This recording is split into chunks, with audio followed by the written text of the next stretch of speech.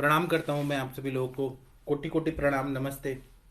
मैं आप लोगों को जो बंध्यत्व है, इनफर्टिलिटी, उसके बारे में बहुत ही महत्वपूर्ण कुछ चीज़ें बताने के लिए आया हूँ।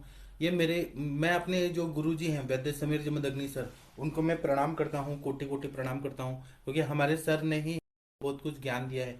तो मैं अपने गुरु जी को प्रणाम करते हुए फिर मैं आप लोगों को ये जो वंध्यत्व है, इनफर्टिलिटी है, उसके अलग अलग आयाम से, अलग अलग पहलू से मैं आप लोगों को बताने के लिए आया हूँ।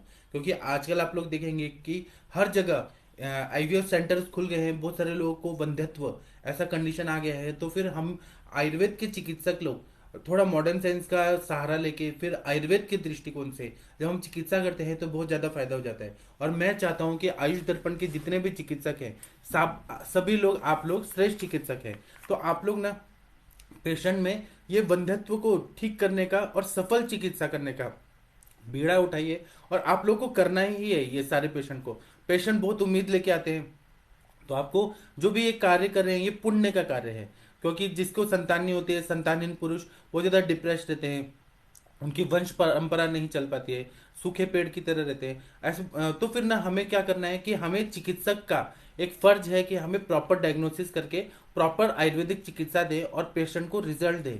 तो फिर मैं आप लोगों को वंध्यत्व ये विषय पे बताने के लिए आया हूँ।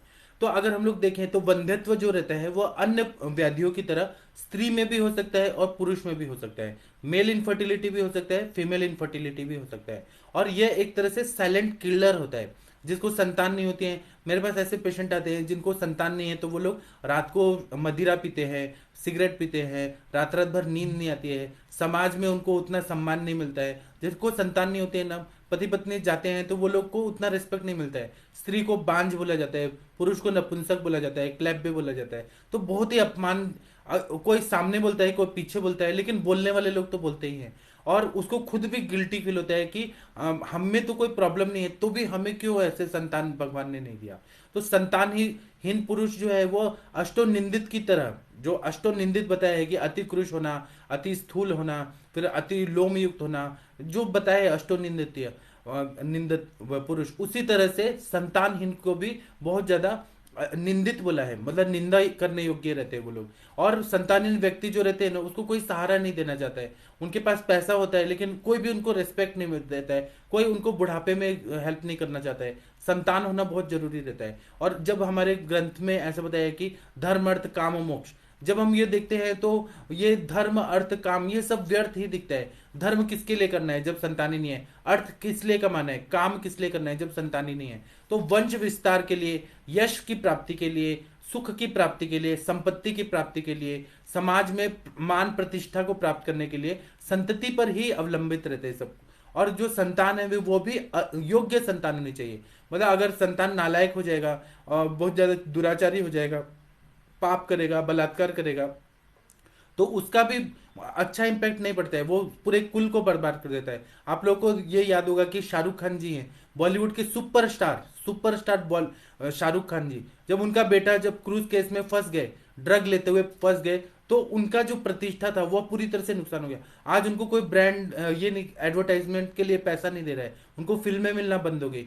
तो ये संतान पर रहता है। तो संतान होता है ना, वह ही कुल की मर्यादा और कुल के प्रतिष्ठा और कुल का यश कीर्ति इस सब को बढ़ाता है। तो संतान भी अच्छा होना चाहिए। नहीं तो आईवीएफ सेंटर में लोग जाते हैं और अपना स्पर्म काम नहीं कर रहा है तो डोनर का स्पर्म लेके, डोनर का ओवा लेके, और फिर उसको इनफर्टाइल, आर्टिफिशियली इनफर्टाइल, मतलब फर्टिलाइजेशन कर दिया जाता है और टेस्ट ट्यूब में करके, और फिर उसको फिर किया जाता है। तो वो जो स्पर्म और ओवा जो है वह कैसा है, मतलब अच्छे इंसान का है कि बुरे इंसान का है, वो हमें नहीं जानकारी होती। तो अच्छा शुक्र भी अच्छा होना चाहिए, संस्कार वाले पुरुष का ही शुक्र होना चाहिए, इंटेलिजेंट लोग का ही शुक्र होना चाहिए, ओवा भी अच्छा होना चाहिए। तो इसीलिए ना आयुर्वेद जो रहता है, या हम लोग जो चिकित्सा करते हैं, आईवीएफ पहले भी होता था। बहुत सारे आप पुराणों में देखेंगे तो पुराणों में ऐसी कहानियां हैं कि कोई राजा था, वो युद्ध के लिए गया था और वो आ नहीं पाता था, 2-2 साल तक युद्ध के लिए बहुत दूर दूर तक जाना पड़ता था। तो फिर वो क्या करता था, उसको अपनी वाइफ को स्मरण हो गया और उसने शुक्र निकाला, शुक्र निकल गया, फिर उसने उसको पैक कर दिया और उसको पैक करके फिर कबूतर के सहारे अपनी वाइफ के पास भेजा और फिर आईवीएफ करा दिया जाता था। ऐसे ही ये स्टोरी है। इसी तरह से जो ये कौरव हुए थे, गांधारी और धृतराष्ट्र से जो कौरव हुए थे, वह भी आईवीएफ के वजह से ही हुए थे। तो ये पहले भी होता था। लेकिन उसको अलग विधि रहता था और वो कुछ विद्याएं जो थी वो गुप्त रखी गई थी। आजकल जो है ये ओपनली हो गया है कि आईवीएफ करा लो और खर्चा बहुत आता है। आप आईवीएफ सेंटर में कहीं पर भी जाएंगे तो आईवीएफ वाले जो डॉक्टर्स होते हैं वो लोगों को लेना देना कुछ भी नहीं है। वो एक ग्राहक की तरह समझते हैं, उनका बिल बना दो 10-12 लाख रुपया और फिर आपको 3 चांस मिलेगा, 4 चांस मिलेगा, उसमें हम ट्राई करेंगे, हुआ तो हुआ, नहीं हुआ तो कोई बात नहीं, ऐसे कंसर्न लिखवा के लेते हैं। तो ये एक तरह से बाजारीकरण हो गया है। ये मतलब वंध्यत्व डराओ और फिर उनको ऐसा बना दो और फिर करो। मैं ये चीज को गलत नहीं बोलता हूँ आईवीएफ को, लेकिन हर इंसान आईवीएफ के योग्य ही होता है ऐसा नहीं होता है। हम लोग आयुर्वेद की चिकित्सा करके सस्ते में उनको कर सकते हैं। तो आयुर्वेद क्या बोलता है वंध्यत्व की चिकित्सा के लिए, वो मैं बात बताने के लिए आया हूँ। मैं किसी भी आईवीएफ सेंटर को गलत नहीं बोल रहा हूँ, वो लोग काम अच्छा कर रहे हैं। और दूसरा है कि वो लोग पैसा कमा रहे हैं तो इसमें उनका खर्चा भी है। और मैं पैसा कमाने को मैं पर्सनली गलत नहीं मानता हूँ।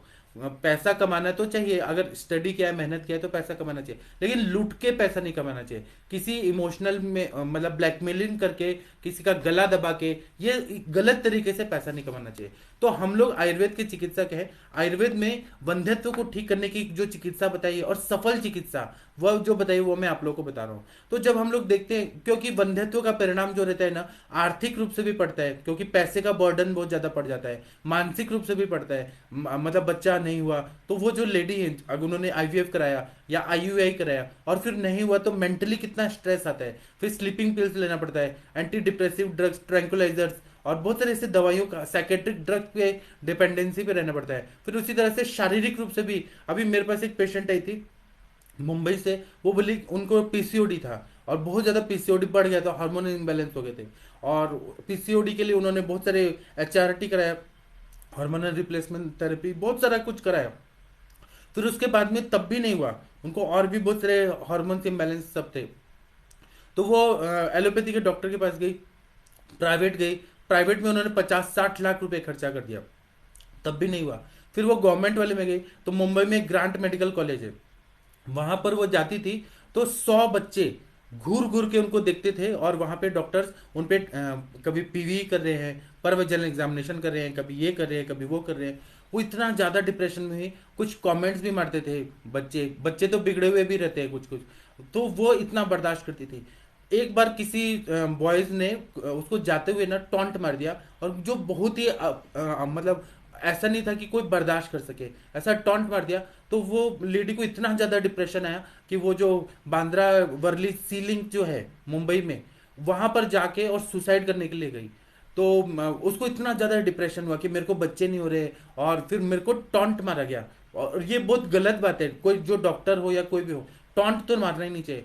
तो वो सुसाइड करने गई। बाद में उनकी बुद्धि जो थी वो अच्छा काम की, और उन्होंने ऐसा सोचा कि केवल बच्चा ही तो ये दुनिया में कुछ नहीं होता है, मैं जीऊंगी तो अपने खुशी के लिए जीऊंगी, भले मेरे को बच्चा ना हो। और फिर वो आई और फिर वो अपना लाइफ जी रही है।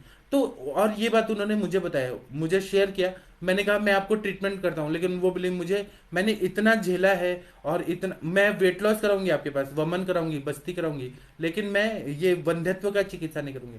मैंने कहा ठीक है कोई बात नहीं। लेकिन उन्होंने ये एक्सपीरियंस बताया कि मुझे पूरा कपड़े खोल के और 100 बच्चों के सामने जो मुझे ऐसे किया जाता था, जो भी प्रोसीजर किया जाता था, तो मतलब उनको कितना गिल्ट फील होता था। और गवर्नमेंट कॉलेज में सिखाने वाले टीचर तो सिखाएंगे ही, लेकिन ये एक मतलब एक मेंटल हैरेसमेंट है जो ऐसा हो गया था। तो ये मानसिक रूप से भी, शारीरिक रूप से भी और आर्थिक रूप से भी बहुत ज्यादा तकलीफ देता है, पीड़ा देता है। और हम लोग चिकित्सक है, हमारा कार्य क्या है कि हम लोग को पीड़ा से दूर करना है पेशेंट को, मतलब उनका लाइफ को अच्छा करना है, उनकी जिंदगी को अच्छा करना है, ये हमारा परम धर्म है।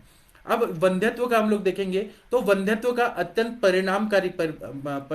परिणामकारी चिकित्सा जो है वो आयुर्वेद में बताया है। और वंश विस्तार के लिए नहीं, अच्छा संतान के लिए, जैसे कि शिवाजी महाराज जैसे, बाजीराव पेशवा की तरह, महाराणा प्रताप की तरह, और अच्छे अच्छे साइंटिस्ट की तरह ऐसे संतान होने चाहिए।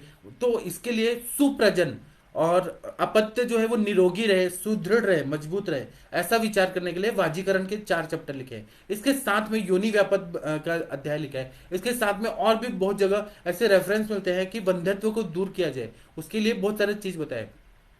अगर हम लोग इनफर्टिलिटी देखते हैं तो infertility is defined as a failure to conceive within 1 year और more years of regular unprotected coitus. अगर क्या होता है कि इनफर्टिलिटी उसको ही बोलते हैं कि 1 साल शादी ब्याह हो गया, शादी ब्याह नहीं भी हुआ, लिव इन में भी रह रहे हैं, और 1 साल के अंदर वो जो क्वाइटस होता है, इंटरकोर्स होता है, तो उसके 1 साल के अंदर अगर नहीं हो रहा है, अभी अनप्रोटेक्टेड, कॉन्डोम का यूज करके नहीं हो रहे, तो वो अगर कंसीव नहीं कर पा रहे, तो इसका मतलब है कि इनफर्टिलिटी है। अब इसमें सुश्रुत संहिता में ऐसा बताया शारीर स्थान में कि ऋतु क्षेत्राम्बु बीजानाम ऋतु क्षेत्राम्बु बीजानाम सामग्र्यात अंकुरो यथा। जब ये ऋतु क्षेत्र अम्बु बीज ये जब बताया है, तो उसको हम लोग जैसे खेत में हम लोग देखते हैं कि अच्छा योग्य काल होना चाहिए, मतलब जैसे बारिश में हम लोग फसल को रोपते हैं, पानी का काल अच्छा होना चाहिए, भूमि अच्छा होना चाहिए, बीज अच्छा होना चाहिए, और मतलब ये जो क्षेत्र है, जल है, वह अच्छा होना चाहिए। ऋतु क्षेत्र अम्बु बीजानम, ये जब बोला गया है, बीज भी अच्छा होना चाहिए, बीज अगर विकृत रहेगा तो अच्छा वो प्लांट नहीं होगा। तो योग्य काल, भूमि, बीज और जल, ये सबका बहुत ज्यादा महत्व रहता है। तो गर्भोत्पत्ति के लिए भी जो गर्भाशय है वह भी कैसा है कि वह पार्थिव द्रव्य, पार्थिव अवयव है, तो वहां पर भी सुप्रजा, अच्छा संतान होने के लिए भी हमें ऋतु क्षेत्र अम्बु बीज जो बाहर की उपमा है उसी का यहाँ पर भी उपयोग करना पड़ता है। अब ऋतु जो है वो ऋतु काल अच्छा होना चाहिए, ओवोल्यूशन का जो टाइम रहता है, रजस्वला जब हो गया है काल, उसके बाद में 9वें दिन से 14वां दिन तक जो ओवोल्यूशन का पीरियड है वही योग्य काल आएगा, उसी टाइम पे अगर मैथुन होगा तभी संतान होगा। उसके आगे पीछे जब करेंगे और ओवोल्यूशन का टाइम नहीं है, फॉलिकल्स रप्चर होके वो ओवोल्यूशन नहीं हुआ है, तो फिर वो आप कितना भी इंटरकोर्स करिए उसका कोई मतलब नहीं रहता है। तो ओवोल्यूशन का पीरियड परफेक्ट आना, परफेक्ट टाइम पे आना, इसको महत्व है। उसी तरह से गर्भाशय जो है वह गर्भ की उत्पत्ति का कारण जो है, वह पोषण है, और उत्पत्ति, धारण, पोषण, यह सब करने के लिए गर्भाशय, ये जैसे क्षेत्र होता है, कोई कोई जगह होती है जहां पर हम लोग फसल लगाते हैं, खेती की भूमि रहती है, तो उसी तरह से गर्भाशय ही उत्पत्ति, धारण, पोषण, इसका मेन जो समवायी कारण होता है वही होता है। उसी तरह से बीज जो होता है वह आर्तव जो रहता है, स्त्री बीज, और पुरुषों का पुम बीज, मतलब स्पर्म, स्पर्म सेल्स, ये ही बीज रहते हैं, ये भी बीज अच्छा क्वालिटी का होना चाहिए। इसी तरह से अगर हम लोग जल देखेंगे तो प्रसाद रूप जो जल होता है, जो नरिशमेंट करता है, बच्चे का जो फिटस का जो सर्कुलेशन होना चाहिए, गर्भाशय को जो ब्लड सर्कुलेशन होना चाहिए वह अच्छा होता है, तभी प्रसाद रूप रज अगर अच्छा रहेगा। अब रज जो है वह जब ये जाइगोट फॉर्मेशन नहीं होगा, कंसीव नहीं होंगी, फर्टिलाइजेशन नहीं होगा, तो वही रज जो है वह रजस्वला परिचर्या में बाहर आ जाता है, एग भी बाहर आ जाता है, और जब क्वाइटस हो गया और फर्टिलाइजेशन हो गया तो वह फिर संतान बन जाता है। तो ये जो रज है वह भी शुद्ध होना चाहिए। अगर रज शुद्ध नहीं है, मेंसेस रेगुलर नहीं आ रहे हैं, आगे पीछे आ रहे हैं, वाइट डिस्चार्ज हो रहा है, या फिर वो डिसमेनोरिया हो रहा है, कष्टार्तव हो रहा है, स्कैंटी मेंसेस हो रहे हैं, बहुत ब्लैकिश हो रहे हैं, क्लॉट्स आ रहे हैं, उसका भी हम लोग पढ़ते ही हैं। आप लोग ने सभी ने गायनेकोलॉजी पढ़ा है और ऑप्स पढ़ा है आप लोगों ने, तो आप लोग को सब ये बेसिक चीजें मालूम ही है, लेकिन मैं इसी को और अच्छे से शॉर्ट वे में बता रहा हूं, ताकि आप लोग के पास प्रैक्टिस में जब पेशेंट आए तो आप लोग उसको उस दृष्टिकोण से देखें और चिकित्सा करने का कोशिश करें। अब हम लोग देखते हैं कि बंधत्व के प्रकार जो रहते हैं वो 3 टाइप के प्रकार रहते हैं आयुर्वेद के हिसाब से। ग्रंथों में अगर देखेंगे तो पुरुष बंधत्व जो रहता है, मेल इनफर्टिलिटी रहता है, फिर स्त्री इनफर्टिलिटी, स्त्री बंधत्व रहता है, और तीसरा रहता है अनएक्सप्लेन इनफर्टिलिटी, मतलब जिसका एक्सप्लेनेशन ही नहीं है कि मतलब पुरुष का अगर हम स्पर्म एनालिसिस करते हैं तो वो प्राकृत रहता है, स्त्री का हम यूएसजी करके देख रहे हैं, सारे टेस्ट करके देख रहे हैं, वो सब ठीक है, तब भी क्यों नहीं रह रहा है? तो अनएक्सप्लेन्ड इनफर्टिलिटी, उसका एक्सप्लेनेशन ही नहीं मिलता है कि वो क्यों हो रहा है। कुछ लोग बोलते हैं कि फलिनी योनि व्यापक है, या फिर कुछ मतलब कुछ कुछ और भी चीज मिलता है, कुछ कुछ मतलब ये योनि व्यापक भी नहीं रहता है। अगर फलिनी योनि व्यापक मिल गया तो ठीक है, अब उसकी चिकित्सा कर देंगे तो हम लोग सफल हो जाते हैं। लेकिन कभी कभी हम लोग ने कितना डायग्नोस किया, अच्छे से इंस्ट्रूमेंट से चेक किया, लेकिन तब भी नहीं मिल रहा है कि क्यों नहीं संतान हो रही है, तो उसमें अनएक्सप्लेन्ड इनफर्टिलिटी रहती है। और वो जैसे बहुत मन्नत मांगते हैं और बहुत साल तक पूजा पाठ करते हैं तो अपने आप हो जाता है, 18 साल के बाद, 30 साल के बाद अपने आप ही वो कंसीव हो जाती है। तो ये अनएक्सप्लेन्ड इनफर्टिलिटी रहता है, उसको हम आयुर्वेद में दैवम चैवात्र पंचमम ऐसा बोलते हैं कि नसीब जो रहता है, भाग्य जो रहता है, वह पंचमम एक अलग चीज बताया है, वह वहां पे कार्यकारी रहता है। तो हम लोग अनएक्सप्लेन्ड इनफर्टिलिटी के बारे में नहीं करेंगे अभी बात, हम लोग पुरुष बंधत्व और स्त्री बंधत्व इसके बारे में ही चर्चा करने वाले हैं। अब हम लोग पुरुष बंधत्व अगर सबसे पहले देखते हैं, क्योंकि पुरुषों में जो क्लैब्यता है, नपुंसकता है, वह देखने का बहुत आजकल बहुत ज्यादा महत्व है। क्योंकि क्या है ना कि हम लोग ज्यादातर गैनेकोलॉजी जो है, या हम लोग ये हमेशा दिमाग में सोशल में रहता है कि केवल स्त्रियों को ही बांझपना है, पुरुषों के बारे में सोचा नहीं जाता, जबकि पुरुषों में ये ज्यादा बढ़ रहा है।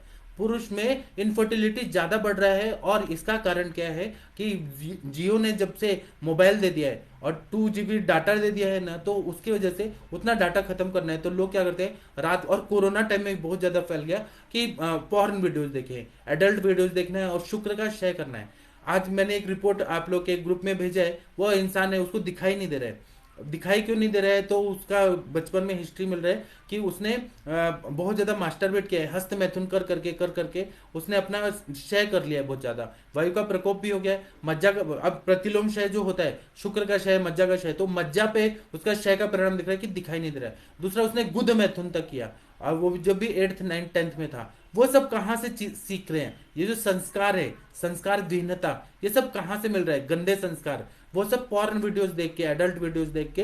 अब जो लोग धंधा चला रहे हैं, जो लोग बिजनेस कर रहे हैं पॉर्न इंडस्ट्री में, वो लोग तो पैसा कमाते हैं। असली में वो सब होता है कि नहीं होता है पता नहीं, लेकिन उसको देख के जो प्रभाव पड़ता है माइंड पे, दिन रात जो प्रभाव पड़ता है, उससे जो गलत आदतें पड़ गई हैं। और मेरे पास एक पेशेंट आया, वो बोला कि सर मैं अगर रात को शुक्र का नाश नहीं करूं, हस्त मैथुन नहीं करूं, तो मुझे रात को नींद ही नहीं आती है। मेरी शादी हो गई है, मेरी वाइफ भी है, लेकिन वाइफ के साथ करने के बाद भी मुझे खुद भी करना पड़ता है, तब मैं सेटिस्फाइड होता हूँ, तब दिमाग शांत होता है, तभी नींद आती है। तो ये सोचिए, ये विकृति नहीं है तो क्या है? तो ये विकृति आ गई। तो इसीलिए मेल इनफर्टिलिटी पे हमें थोड़ा विचार करना चाहिए कि हम लोग कैसे सोच सकते हैं। तो ऐसे पहले शुक्र के बारे में हम लोग देखेंगे।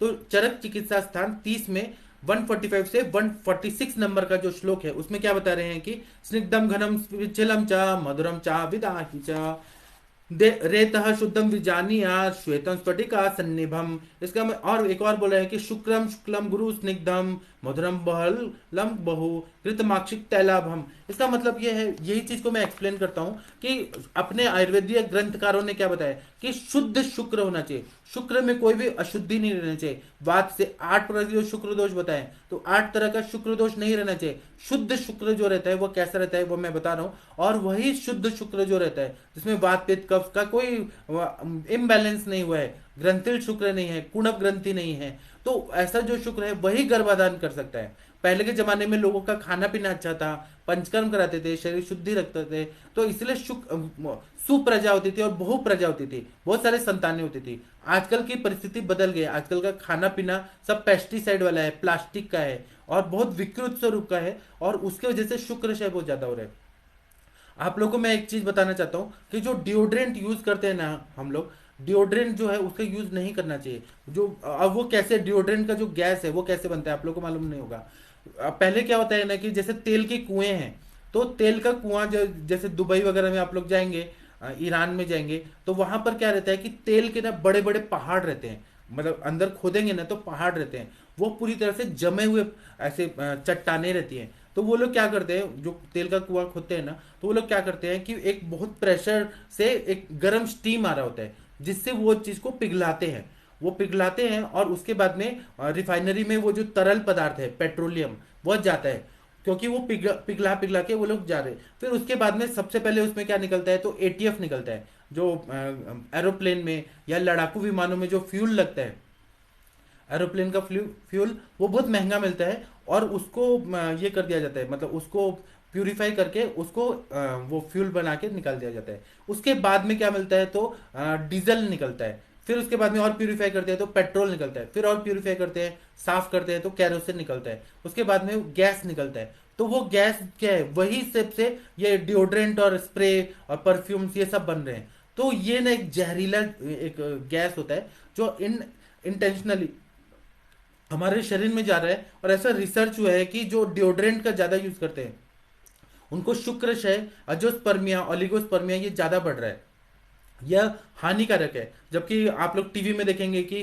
कोई भी क्रिकेट मैच चल रहा होता है, आईपीएल वगैरह, तो वो विराट कोहली आता है और वो बोलता है कि लड़की पे इंप्रेशन मारो, डिओड्रेंट लगाओ, डिओड्रेंट लगाओ, गैस उड़ाओ और जाओ और लड़की पे इंप्रेशन मानो। ये इससे पुरुषत्व नहीं बढ़ता है, वो विकृत एडवर्टाइज कर रहे हैं, उससे पुरुषत्व कम होता है। डिओड्रेंट का यूज नहीं करना चाहिए। करना है तो नेचुरल कलर का यूज, नेचुरल परफ्यूम्स का यूज करिए। जो मुस्लिम लोग करते हैं ना, वो लोग नेचुरल परफ्यूम्स का यूज करते हैं, उनसे कुछ सीखना चाहिए। अच्छी बातें किसी से भी सीखना चाहिए। और दूसरा बात क्या है कि ना, वो कृत्रिम है, वो सारा वो गैस में भर के और कुछ परफ्यूम डाल के किया जाता है। दिन भर सूंघने में तो अच्छा लगता है, लेकिन वो शरीर को नुकसान देता है, स्पर्म मोटिलिटी को कम करता है। अब अगर हम लोग आधुनिक शास्त्र में स्पर्म एनालिसिस करें और आयुर्वेद के एक एक शब्द को देखें, एनालिसिस करें, तो हम लोग समानार्थी ही एक जैसे ही चीजें दिखती हैं। अब जैसे कि आयुर्वेद में बोला है शुद्ध शुक्र क्या रहता है, तो और हम लोग मॉडर्न का भी देखते हैं, तो कलर और सीमेन क्या बताया है, तो आयुर्वेद में बता रहे हैं कि शुक्लम मतलब सफेद रहना चाहिए शुक्र, घृत तेल शौद्र, शौद्र अन्नतम वर्ण मतलब घी की तरह होना चाहिए, तेल के कलर की तरह होना चाहिए। तिल तेल का कलर कैसा है वैसा होना चाहिए, या फिर मधु का कलर होता है उस तरह का होना चाहिए, या घृत का कलर इस तरह का होना चाहिए, और सफेद होना चाहिए। और मॉडर्न साइंस क्या बोलता है, तो ग्रेइश व्हाइट बोलता है, एक जैसे ही दिख रहा है ग्रेइश व्हाइट। उसी तरह से अपियरेंस जो है वो दिखना कैसा चाहिए, तो आयुर्वेद बोलता है कि पिछिल होना चाहिए, चिपचिपा होना चाहिए और बहल होना चाहिए। और इसमें मॉडर्न साइंस में क्या बोलते हैं, तो हेजी होना चाहिए, विस्कस होना चाहिए, विस्कोसिटी जरूर होना चाहिए। जो लोग प्री मैच्योर इजैकुलेशन वाले पेशेंट आते हैं ना, तो उन लोग का जो शुक्र रहता है, वो लोग बदलते हैं कि चिपचिपापन ही नहीं है, क्वांटिटी भी कम है, और वो लोग केवल लड़की के बारे में सोचते हैं और शुक्र निकल जाता है। मतलब पैंट जो रहता है वो लीक हो जाता है, या वो इतना पॉर्न दिखते हैं, इतना गंदा देखते हैं कि रात को सोते सोते ही नाइटफॉल हो जाता है। तो वो भी जब शुक्र को हाथ लगाते हैं तो पिछिलता कम हो जाती है बहुत ज्यादा। और मतलब वो पिछिल होना चाहिए, गाढ़ा शुक्र होना चाहिए, और उसी में स्पर्म सेल जो रहते हैं बहुत सरवाइव कर सकते हैं। ये चीज हो गया। फिर उसके बाद में ग्रंथों में क्या बताया, तो मधुगंधी होना चाहिए, मतलब शहद का जो गंध होता है वो कितना अच्छा रहता है। और मॉडर्न साइंस क्या बोलता है, तो मस्टी ऐसा बताया, एक जैसे ही बताया, MUSTY, मस्टी और मधुगंधी एक जैसे ही समानार्थी शब्द है। इसी तरह से इसका रस कैसा होना चाहिए, तो मधुर होना चाहिए। मैं ये नहीं बोल रहा हूँ कि शुक्र को टेस्ट करके आप लोग बोलिए कि मीठा है कि नहीं है, चीनी की तरह मीठा नहीं रहेगा, लेकिन अगर वो देखेंगे तो वह मधुर रहता है, बहुत मीठा नहीं रहेगा लेकिन थोड़ा मधुर ऐसा होना चाहिए। अब आप लोग देखेंगे तो गन्ने का रस भी मीठा होता है, अश्वगंधा भी मधुर रस बोला है, शतावरी में मधुर बोला है, दूध भी मधुर बोला है। तो गुड बेटर बेस्ट उस हिसाब से हम लोग देखते हैं। तो मधुर रसात्मक ये होना चाहिए, कटु नहीं होना चाहिए, तिक्त नहीं होना चाहिए, कषाय नहीं होना चाहिए, लवण रसात्मक नहीं होना चाहिए। अगर वो हो रहा है तो इसका मतलब वो विकृत स्वरूप का शुक्र है। इसी तरह से बहु होना चाहिए, बहु मात्रा में शुक्र निकलना चाहिए। तो ऐसा बोलते हैं कि शुक्र जब निकलता है तो 40 to 100 मिलीलीटर पर ml, इतना मात्रा में शुक्र निकलना चाहिए। और एक बार जब शुक्र निकलता है तो उसका क्या मात्रा बताया, तो 1 to 5 ml तक शुक्र एक बार में निकलना चाहिए, इतना प्रमाण बोला है। तो ये बहुल मात्रा में होना चाहिए। और ऐसा वाजीकरण अध्याय में देखेंगे तो उन्होंने बोला है कि ये वाजीकरण द्रव्य दीजिए, तो हाथी की तरह बहुत मात्रा में शुक्र एक बार में निकलता है। तो गाढ़ा भी होना चाहिए, सफेद भी दिखना चाहिए। इस तरह का जब शुक्र रहता है तो उससे ओज भी बढ़ता है, तेज भी बढ़ता है, इंसान में डिसीजन पावर भी अच्छी रहती है, उत्साह भी अच्छा रहता है। और नहीं तो अगर शुक्र का क्षय होगा तो इंसान को डर लगता है, घबराहट होती है, वो करेक्ट डिसीजन नहीं ले पाता है, और डिटर्मिनेशन नहीं होता है, संकल्प नहीं होता है, और वो हर बात में डिप्रेशन में रहता है, वो आंखें नजरें मिला के बात नहीं कर सकता है, उसको एंग्जाइटी बहुत ज्यादा होती है। ये आप लोगों ने अनुभव किया होगा। तो इसलिए बहु मात्रा में शुक्र निकलना चाहिए। फिर उसके बाद में बोल रहे हैं अविदा ही होना चाहिए, ऐसा नहीं होना चाहिए कि विदा हो, शुक्र निकल गया, जिसने तेल मिर्ची मसाला बहुत खाया तो उसको शुक्र निकलता है, जैसे इजैकुलेट होता है ना तो बहुत ज्यादा दाह होने लगता है। तो मॉडर्न साइंस भी बोलता है कि पीएच उसका अल्कलाइन होना चाहिए। तो ये सारे चीज जो है ना वो आयुर्वेद और वो संस्कृत में वर्ड बोले हैं और मॉडर्न साइंस में इंग्लिश में बोले हैं, लेकिन एक जैसे ही वर्ड दिखते हैं। अब इसके कारण क्या होते हैं, जब वंध्यत्व होता है वो अगर हम लोग देखते हैं तो इसमें या तो नष्ट बीजत्व, मतलब बीज ही नहीं है, अजोस्पर्मिया, उसमें पानी निकलता है लेकिन उसमें शुक्राणु ही नहीं रहते हैं, उसको बोलते हैं अजोस्पर्मिया। उसी तरह से दूसरा रहता है ओलिगोस्पर्मिया, जिसमें अल्प बीजत्व, कम मात्रा में स्पर्म सेल रहते हैं, काउंट कम रहता है, तो उसको बोलते हैं ओलिगोस्पर्मिया। उसी तरह से तीसरा है अकर्मव्य बीजत्व, मतलब जो स्पर्म सेल रहते हैं वो या तो टेपरिंग हेड रहता है, हेड जो रहेगा स्पर्म सेल का, आपने एनाटॉमी पढ़ा है, मार्फोलॉजी पढ़ा है आप लोगों ने सेल का, तो उसमें आपने देखा है कि टेल होता है, बॉडी होता है, हेड होता है। तो टेपरिंग हेड है, या डबल टेल्ड हो गया, या डबल हेडेड हो गया, बॉडी विकृत है, तो इसको बोलते हैं एस्थेनोजोस्पर्मिया, ऐसा एक टर्म आता है। और ऐसे बहुत सारे पेशेंट आजकल मिल रहे हैं। जो लोग पॉर्न वीडियोस वगैरह देख रहे हैं और खाना पीना उनका क्षारीय पदार्थ ज्यादा है, जंक फूड ज्यादा है, और फिर बहुत ऐसे बहुत विकृति आप लोग को देखने को मिल रही है। तो अब इसका हेतु क्या बताया अपने ग्रंथों में, वो मैं बताता हूं। तो असात्म्य पदार्थ का सेवन करना जो शरीर को सात्म्य नहीं है। अब इसके एग्जाम्पल अगर हम लोग देखेंगे तो पेप्सी कोला पीना है और मेंटोस की गोली खाना है, तो ये जो है असात्म्य भोजन है। उसी तरह से पेप्सी कोला पीना है फिर चाय कॉफी पीना है, तो ये शरीर के लिए असात्म्य है, वो शरीर का शुक्राणुओं को नष्ट करता है। पेप्सी कोला जब से आया है ना भारत में, तब से ये ओलिगोस्पर्मिया, फिर एजोस्पर्मिया, एस्थेनोजूस्पर्मिया ऐसे पेशेंट बहुत ज्यादा बढ़ गए हैं, क्योंकि वो पेप्सी कोला जो है वो शुक्र व स्त्रोतस को दुष्ट करता है, खराब करता है। उसी तरह से बहुत सारे केमिकल्स का सेवन होना, बहुत सारे रेडिएशन का संपर्क में रहना, मतलब ऐसे बहुत सारा प्लास्टिक का सेवन करना, पेस्टिसाइड का सेवन होना, या फिर जो हाइब्रिड खाना है। या एक बार ऐसा आ गया था कि जो कांग्रेस की गवर्नमेंट थी उसने एक बायोटेक्नोलॉजी वाला बीटी ब्रिंजल ऐसे मान्यता दी थी पूरे महाराष्ट्र में उगाने की, लेकिन बीटी ब्रिंजल पे ऐसा स्टडी किया गया, मतलब ऐसा बैगन जो प्रोडक्शन तो करेगा लेकिन एक ही बार करेगा, उसके बाद जमीन को बंजर कर देगा। और वैसा अगर ब्रिंजल हमारे शरीर में बैगन जाएगा तो वो क्या कर देगा, वो पूरी तरह से शुक्राणु को नष्ट कर देगा। तो ऐसा फॉरेन की जो बड़ी बड़ी कंपनियां हैं वो चाहती हैं, दुश्मन देश जो है ना वो चाहते हैं कि भारत के लोग नपुंसक टाइप के हो जाएं, उनमें प्रजा उत्पन्न करने की शक्ति न रहे और कमजोर हो जाएं, और इसलिए फिर हम लोग इन पर अटैक करेंगे और जीत जाएंगे।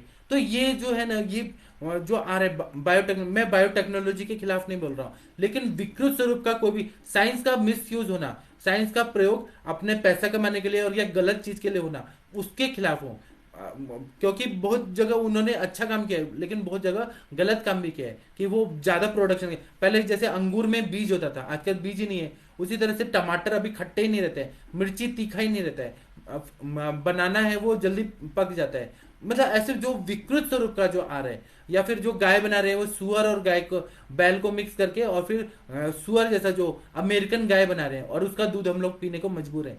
तो जो विकृत स्वरूप का खान पान आ रहा है ये असात्म्य पदार्थ आता है, इससे ना अजोस्पर्मिया, ओलिगोस्पर्मिया, एस्थेनोजूस्पर्मिया ऐसी कंडीशन बढ़ रही है। फिर अति व्यायाम करना, आजकल लोगों को बहुत क्रेज है कि बॉडी बनाओ तभी लड़की इंप्रेस्ड होती है, डोले शोले बनाओ और फिर माचो दिखो और तब बनाओ। तो ये अति व्यायाम करना यह भी वायु का प्रकोप करता है और इसके वजह से भी शुक्राणुओं को ये डैमेज करता है। पर्सनैलिटी तो बन जाती है लेकिन वो, और आप लोगों ने देखा होगा कि जो बहुत ज्यादा पहलवान वगैरह होते हैं तो वो दिखने में अच्छे दिखते हैं लेकिन उनका जो शुक्र रहता है वो मतलब नपुंसक की तरह रहते हैं, वो पिता नहीं बन सकते, ऐसे बहुत जगह पाया गया है। इसी तरह से अति व्यवहार करना, बहुत ज्यादा शुक्र को नष्ट करना, जो शुक्र नष्ट करेंगे उनका शुक्राणु होगा ही नहीं और फिर वह नपुंसक टाइप हो जाते हैं। उसी तरह से वृक्ष आधार आहार का सेवन करना, अब वृक्ष में हम हरितकी का भी सेवन, नीम का भी सेवन 3 महीने के बाद बंद कर देते हैं, तो वृक्ष पदार्थों का सेवन ज्यादा करना, स्प्राउटेड चीजें ज्यादा खाना, रूखा सूखा चीज खाना, और घी और तेल। मॉडर्न डॉक्टर्स ने जब से बोल दिया है कि घी तेल नहीं खाना है, तब से ना ये एंजियोस्पर्मिया ओलिगोस्पर्मिया बढ़ गए। घी जो रहता है वह स्निग्धता और स्पर्मेटोजेनेसिस के लिए बहुत ज्यादा उपयोगी रहता है। उसी तरह से तीखा खाना, स्पाइसी खाना, कषाय रसात्मक पदार्थों का सेवन करना, खट्टे पदार्थों का सेवन करना, जो विनेगर और टोमेटो सॉस बहुत ज्यादा मात्रा में खाते हैं, अति सर्वत्र वर्जित। आयुर्वेद बोलता है कि बैलेंस डाइट होना चाहिए, मधुर अम्ल लवण तिक्त कटु कषाय, सर्व रसाभ्यास बल करा, ऐसा बोला है। तो जो लोग सर्व रसाभ्यास नहीं करते हैं और ज्यादा तीखा खा रहे हैं, ज्यादा खट्टा खा रहे हैं, बहुत खट्टा खट्टा खा रहे हैं, विनेगर वगैरह इतना ज्यादा खट्टा खा रहे हैं, फर्मेंटेड खा रहे हैं, हम लोग पहले ही बोल देते हैं कि ये चीजें नहीं खानी है और ये नहीं खाएंगे तभी हम रिजल्ट देंगे, तो खट्टा चीज नहीं खाना है। गर्म चीजों का सेवन ज्यादा करना, क्योंकि शुक्र जो है वो सौम्य है, शीत है, तो उसके अपोजिट अगर गर्म उष्ण वीर्यात्मक चीजें बहुत ज्यादा खा रहे हैं, क्षार का सेवन कर रहे हैं, पिपली का सेवन कर रहे हैं, पिपली भी वर्ज बोला है, लवण रस का अति सेवन किया जा रहा है, अति सर्वत्र वर्जित। तो वो सबसे क्या होता है कि वह शुक्र व स्त्रोत को दुष्ट करता है।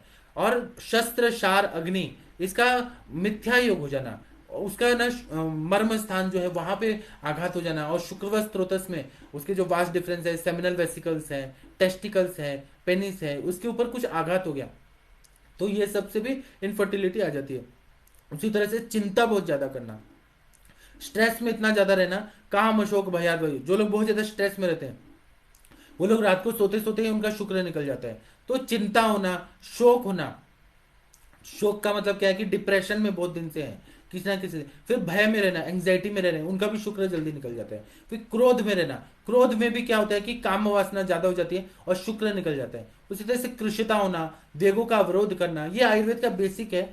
इसको हमें जरूर देखना चाहिए कि मेल इनफर्टिलिटी में ये सारी चीज आ रही है कि नहीं आ रही है। उसी तरह से आधुनिक शास्त्रानुसार कुछ कारण है जो आप लोगों को मालूम है, लेकिन मैं आप लोगों को फिर से बता रहा हूँ। इसमें क्या होता है कि डिफेक्टिव स्पर्मेटोजेनेसिस, डिफेक्टिव होता है उसमें फॉर्मेशन ऑफ, नॉर्मल जो रहता है वो अच्छा स्पर्मेटोजोआ स्पर्म सेल बनना चाहिए। और तो इसमें ना क्या हो रहता है कि defective mature immature follicle, sorry, इसमें फॉर्मेशन जो होता है वो इमैच्योर होता है स्पर्म सेल का। और फंक्शनली भी वो स्पर्मेटोजोआ ठीक नहीं रहता है, मतलब वो अपना कार्य कर ही नहीं सकता है। इस तरह का डिफॉर्मिटी हो जाता है, तो इसको बोलते हैं डिफेक्टिव स्पर्मेटोजेनेसिस, विकृत स्वरूप का तैयार होना और इमैच्योर तैयार होना। उसी तरह से कोई इन्फेक्शन हो जाना, जैसे बैक्टीरियल इन्फेक्शन होना, उसकी वजह से इनफर्टिलिटी आ रही है। फिर उसके बाद में viral infection of seminal vesicle, seminal vesicle में वायरल या बैक्टीरियल इन्फेक्शन हो जाना, या प्रोस्टेट एनलार्जमेंट होना। उससे क्या होता है, प्रोस्टेट का सिक्रीशन बढ़ रहा है या एनलार्ज हो रहा है तो स्पर्म काउंट कम होने लगता है। फिर मम्स होना और काइटिस होना, मतलब जो टेस्टिकल्स है उनका ना स्कॉटम का अगर इन्फ्लेमेशन हो जाता है तो ऑर्काइटिस होना। उसी तरह से कैमेटिस इन्फेक्शन जो होते हैं उसकी वजह से भी बहुत सारा ये इनफर्टिलिटी आ जाता है। या अनडिसेंडेड टेस्टिकल्स, वो जो इंग्वाइनल रीजन में ही अटका हुआ टेस्टिकल है वो नीचे आ ही नहीं रहा है बच्चे में, बच्चा बड़ा हो रहा है लेकिन वो टेस्टिकल नीचे ही नहीं आ रहे हैं, हाथ से निकाल के कर रहे हैं लेकिन वो फिर से ऊपर चला जा रहा है। तो ये भी डिफॉर्मिटी रहती है और इसकी वजह से भी ये मेल इनफर्टिलिटी के कंडीशन आ जाते हैं। इसी तरह से हार्मोनल फैक्टर्स जो रहते हैं, मॉडर्न साइंस ये बोलता है कि थायराइड डिसफंक्शन, थायराइड ग्लैंड का फंक्शन अच्छे से नहीं हो रहा है। उसी तरह से गोनाडोट्रोफिन डेफिशिएंसी हो रही है तो उससे गोनेड्स बनेंगे नहीं और वो मेल जो रिप्रोडक्टिव ऑर्गन उनका डेवलपमेंट नहीं होगा, तो गोनेडोट्रोफिन जो डेफिशिएंसी होती है उसकी वजह से भी मेल इनफर्टिलिटी हो जाती है। उसी तरह से वेरिकोसील होना या हाइड्रोसिल होना, फाइलियरेसिस, ऐसी बड़ी बड़ी बीमारियां हो जाना, तो इसकी वजह से जो कूलिंग मैकेनिज्म है शुक्र बनने के लिए ठंडा रहना चाहिए, स्पर्मेटोजेनेसिस होने के लिए वो ठंडक नहीं मिलती है, कूलिंग मैकेनिज्म नहीं होता है और उससे भी क्या होता है, इनफर्टिलिटी आता है। तो वेरिकोसिल, उसमें आप लोगों को मालूम है कि वो ऐसे च्युइंगम की तरह चिपक जाता है सारा, तो उसकी वजह से भी शुक्र स्त्रोतस जो है वहां पे शुक्र गमन नहीं होता है, शुक्र बनने के लिए जो पोष्य पदार्थ है वो सब नहीं जा पाते हैं। स्पर्मेटिक कॉर्ड में च्युइंगम की तरह चिपक जाना, इसको हम वेरिकोसिल बोलते हैं। अगर थर्ड और फोर्थ ग्रेड का हो गया तो वो तो ठीक ही नहीं हो सकता है, उसमें सर्जरी भी रहे या कुछ भी करिए लेकिन वो नहीं हो सकता है। और उसमें एक ही रहता है, आईवीएफ करें, आर्टिफिशियल इक्सी का प्रोसेस से शुक्र निकालिए अगर है तो निकालिए, और आर्टिफिशियली करें, नॉर्मली वो मेल इनफर्टाइल होता है, इम्पोर्टेंट होता है। उसी तरह से जो टाइट जीन्स पहन के दिन भर बैठे रहते हैं तो गर्मी अगर मिलती है बहुत ज्यादा तो टाइट जीन्स यह भी स्पर्मेटोजेनेसिस को हैम्पर करता है और इनफर्टिलिटी का कारण होता है। पहले के जमाने में भारत में लोग धोती कुर्ता पहनते थे, धोती इसलिए कि वो ठंडक रहे वो एरिया। आजकल क्या है कि जमाना बदल गया है और उसके बाद में बेल बटन का ये पैंट आ गया था। अमिताभ बच्चन को आप लोगों ने देखा है कि वो वैसे खुले खुले पैंट वगैरह पहनते थे 70s 80s में। उसके बाद में टाइट जीन्स का हो गया है, कुछ दिन के बाद हाफ पैंट पहनने लगेंगे इंसान, उसके बाद में और छोटे। ये जो हो रहा है ना ये सब कूलिंग मैकेनिज्म जो टेस्टिकल्स का है शेफ में, वहां शुक्र बन ही नहीं रहा है, तो उसकी वजह से फिर क्या होता है कि स्पर्मेटोजेनेसिस बन ही नहीं पाता है, स्पर्मेटोजेनेसिस हो ही नहीं पाता है। उसी तरह से माल न्यूट्रिशन, पौष्टिक खाना पीना हो ही नहीं रहा है।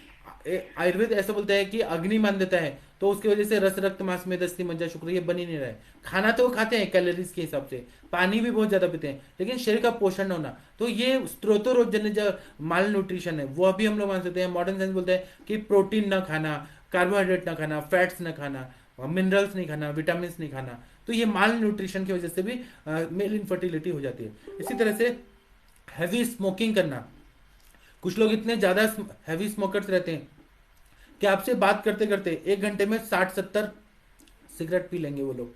उनका ना इतना, उनको इतनी तलब होती है ना कि सिगरेट ही पीना है।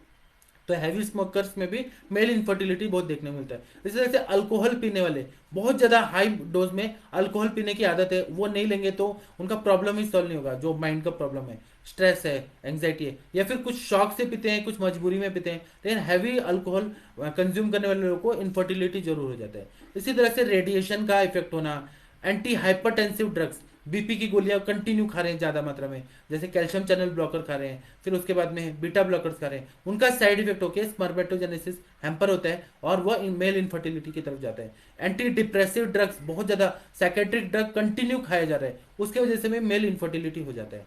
उसी तरह से दूसरा फैक्टर क्या होता है, ये फंक्शनल फैक्टर, मतलब फिजियोलॉजिकली डिसफंक्शन होता है, तो उसमें क्या हो रहा है, failure to deposit sperm in the vagina, मतलब स्पर्म जो है वो वजाइना में डिपॉजिट करने में उसको तकलीफ हो रही है।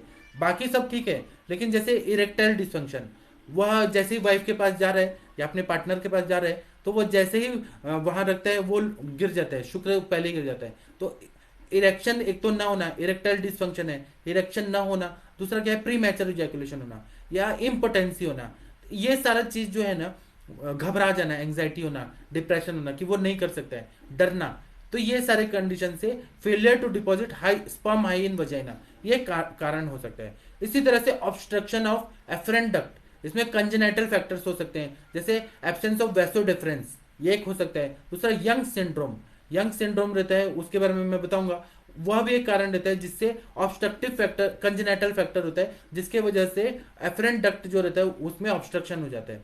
इसी तरह से एक्वायर्ड कुछ कारण होते हैं, जैसे इन्फेक्शन ऑफ ट्यूबरकुलोसिस, टीबी हो गया है वहां पे पूरा एरिया में और टीबी वहां तक फैल गया है ट्यूबरकुलाइन बैसिलाई से, उसके वजह से भी मेल इनफर्टिलिटी बहुत ज्यादा हो जाती है। गोनोरिया हो गया, सेक्सुअली ट्रांसमिटेड डिजीजेज हो गया, सर्जिकल ट्रॉमा हो गया, उसके वजह से भी ये डिफेक्ट हो गया और वह मतलब मेल इनफर्टाइल हो गया, ये सारे कंडीशन हो जाते हैं। इसी तरह से defect in sperm, defect in sperm में इमोटाइल स्पर्म, इसको एस्थेनोस्पर्मिया बोलते हैं, मतलब वो स्पर्म तो रहते हैं लेकिन उनमें हलचल नहीं रहते, वो एकदम लेजी रहते हैं, थोड़ा सा हिलते हैं बस हो गया, वो लोग जाके अंदर वजाइना के थ्रू अंदर जाके वो मतलब आगे फर्टिलाइजेशन कर ही नहीं सकते हैं, तो ये जो रहते हैं इमोटाइल स्पर्म।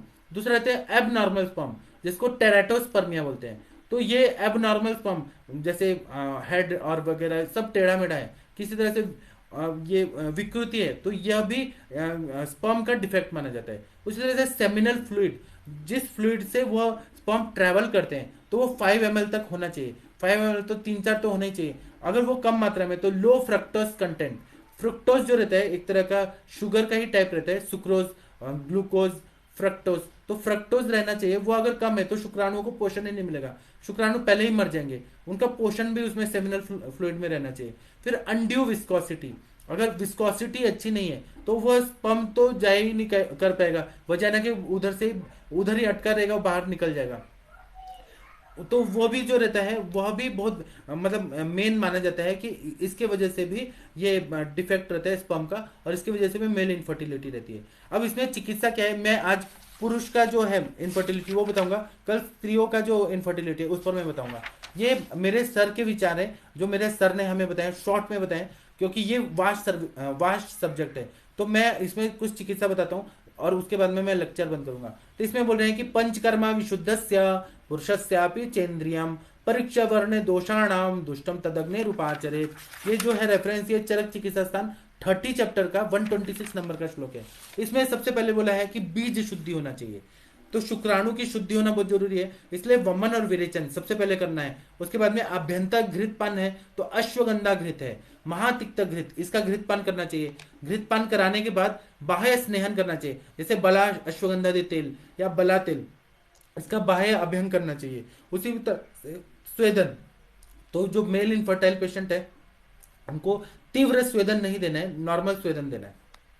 फिर बस्ती देने के लिए बोला है तो बृहण बस्ती बोला है, शुक्र वृद्धिकर बस्ती, जो वृक्ष दवाएं हैं जैसे अश्वगंधा है, शतावरी है, मुसली है, फिर गोक्षुर है, इनसे सिद्ध किया हुआ शीर बस्ती अगर दे दिया, शुंठी है, गोक्षुर है, फिर ऐसे सारी दे दिया ना, तो ये बस्तियां बहुत अच्छी काम करती हैं। तो जो अति वैवाहिक होने की वजह से नपुंसकता आ गई है या मल का वेग धारण के वजह से शुक्र को अनुलोम गति प्राप्त हो गई है, तो वह सारा रुकावट दूर हो जाता है और मेल इनफर्टिलिटी सॉल्व हो जाता है। इसी तरह से बस्तांड घृत का उत्तर बस्ती पुरुषों को देने से बहुत अच्छा फायदा होता है। उसी तरह से नॉर्मल बस्ती भी बस्तांड घृत का, बकरे का जो टेस्टिकल होता है उसको घृत में सिद्ध करके और उसका बस्ती जब दिया जाता है तो वह मेल इनफर्टिलिटी में बहुत बेस्ट रिजल्ट देता है। इसी तरह से उत्तर बस्ती देना है तो अश्वगंधा घृत का बस्ती, फिर फल घृत का बस्ती, उत्तर बस्ती, अश्वगंधा घृत और फल घृत का उत्तर बस्ती से बहुत अच्छा फायदा होता है। इसी तरह से शिरोधारा कराएं तो जटामांसी का काढ़ा दें। सिद्ध तेल, कोई भी सिद्ध तेल जो है, क्षीर वाला तेल हो गया, बला सुगंधादी तेल हो गया, चंदन बला लाक्षादी तेल हो गया, इन सब का अगर शिरोधारा करते हैं तो वह भी मेल इनफर्टिलिटी को ठीक करने में बहुत काम करता है। इसी तरह से शमन चिकित्सा में बताया कि क्षीरम सद्य शुक्रम पह सद्य शुक्रम, दूध जो रहता है वो तुरंत ही शुक्र बढ़ाता है। तो अश्वगंधा चूर्ण लेना है, घी लेना है और चीनी लेना है, मिश्री लेना है, यह सद्य शुक्रकर होता है। उसी तरह से अश्वगंधा, मुसली, शतावरी, कपिकच्छु का बीज जो है, गोक्षुर है, इसका सिद्ध घृतपान करना है या क्षीर पाक करना है या कल्प बनाना है, जैसे शतावरी कल्प होता है उसी तरह से चीनी के चाशनी में वो डाल के फिर ग्रेन्यूल्स बनाना है और उसका अश्वगंधा या मुसली, शतावरी, कपिकच्छु का बीज और गोक्षुर सब साथ में लेके उसका कल्प बनाए और वो ग्रेन्यूल्स के फॉर्म में एक एक चम्मच सुबह शाम दूध के साथ ले तो बहुत अच्छा फायदा होता है। इसी तरह से गोक्षुर आदि गुकुल है वह पुरुष वंध्यत्व में बहुत अच्छा काम करता है। त्रिभंग भस्म है, शिलाजित का बट्टी है, अश्वगंधा रिष्ट है, बहुत अच्छा काम करता है। फिर शुक्र शोधन गण कुछ बताया, उसमें धातकी का पुष्प है, अर्जुन का त्वक है जो शुक्र की शुद्धि करता है, उसी से खदीर साल है, दाड़िम का त्वक है, इससे सिद्ध घृतपान है, ये शुक्र का शोधन करता है। और वाजीकरण चिकित्सा है वो नित्य करना चाहिए, वाजीकरण जितना करेंगे उतना वह शुक्र जो है वो ज्यादा उत्पन्न होगा और फिर मैथुन में सामर्थ्यता उत्पन्न कर देगा। अब जो स्त्री बंधत्व है वो मैं कल बताऊंगा, वह भी बहुत अच्छा टॉपिक है, लेकिन उसको बोरिंग नहीं बताऊंगा, मैं अच्छे से बताऊंगा जो आप लोगों को जल्दी समझ आए इजी वे में और आप अपने पेशेंट में वैसा डायग्नोज करके और चिकित्सा करें।